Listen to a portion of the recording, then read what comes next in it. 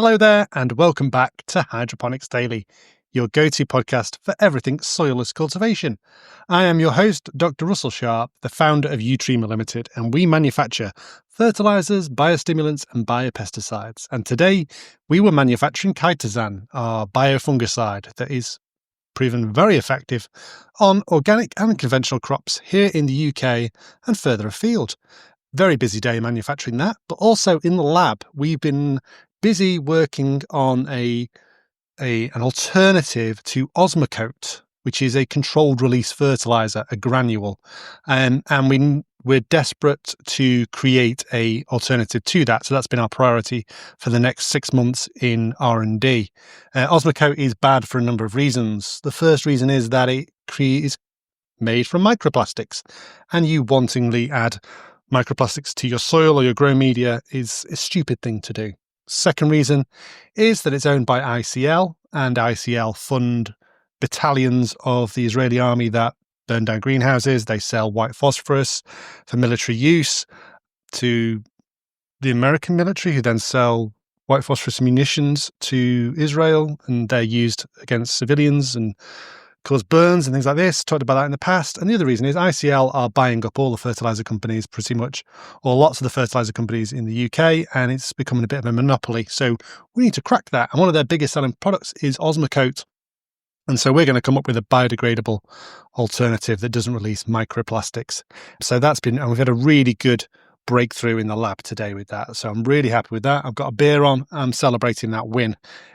Other things we've been doing in the lab, we've been looking at not alternatives, but different growing media for growing microgreens hydroponically. And we've had some really good results with hemp matting. That has been proven to be the top growing media, even better than coco, coir. We've got a couple of different mats on trial. Chris down at Dartmouth Grow, he's been supplied some samples and very appreciative of that. And we compared it to, you might remember on a previous episode, one of the trials we were looking at microgreens, we were comparing it to corrugated cardboard that had been shredded and produced like a mat. And we produce that in our factory when we are recycling cardboard. And I thought, wouldn't that make a good grow media for hydroponics?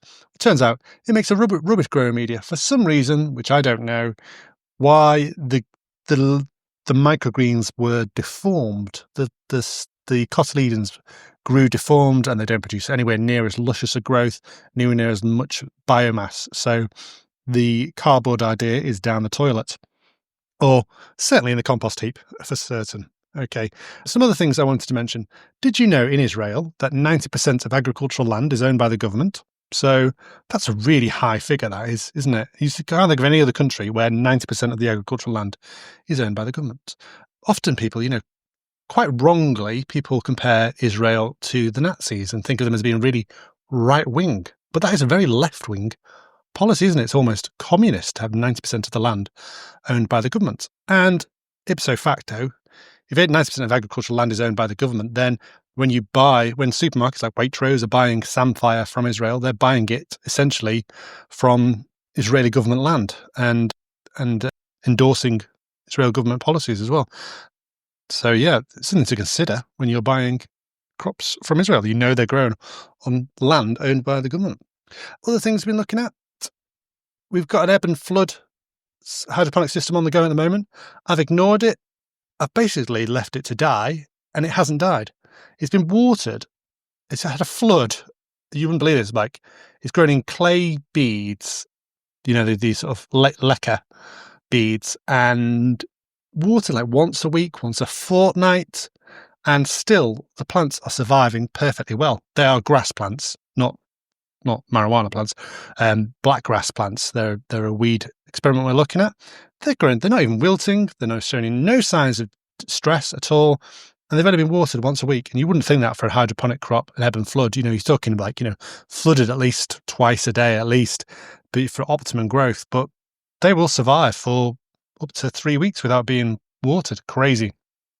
And the other thing is we're looking at getting a shipping container for setting up a hydroponic grown shipping container.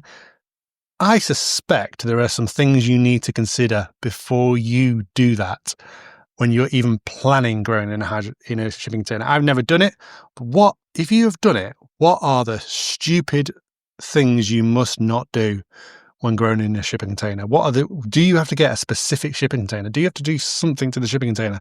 Because I don't want to invest in a shipping container, start putting kit in there, and then realize that I've done something seriously wrong and have to take it all out and start again. So if you've done that, let me know. Other interesting facts. I said 90% of agricultural land in Israel is owned by the government. That's not anything about Israel. That's just an interesting fact.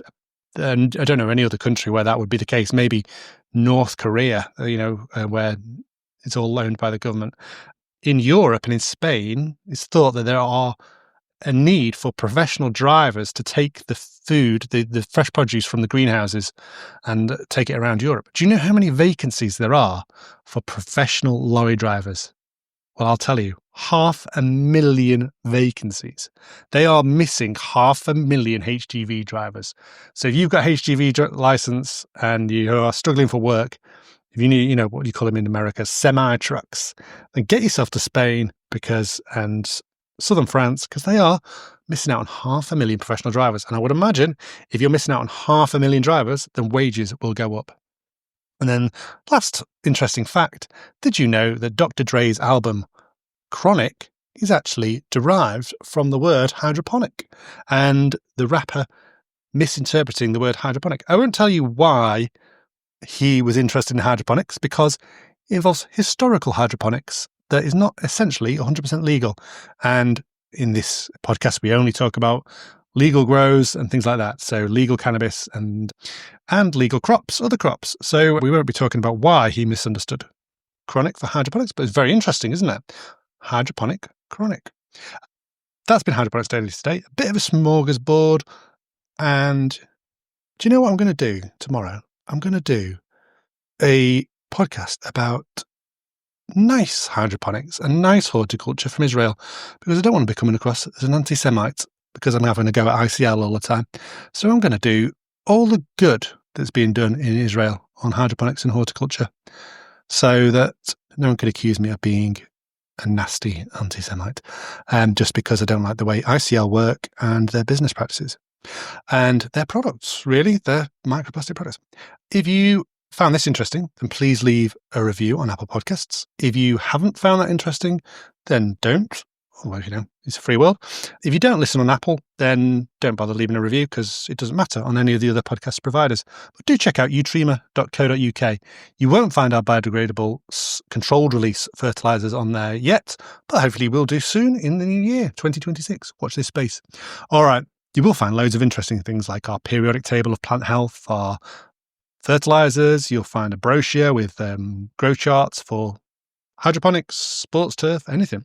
All right, I'll stop waffling on now and let you get back to your day. I'm going to have a beer and watch The Traitors. Does anyone else watch The Traitors? The celebrity traitors. Get rid of Jonathan Ross. Yeah. Anyway, if you're not in the UK, you've no idea what that means. All right, speak to you later. Thank you very much for listening. Goodbye.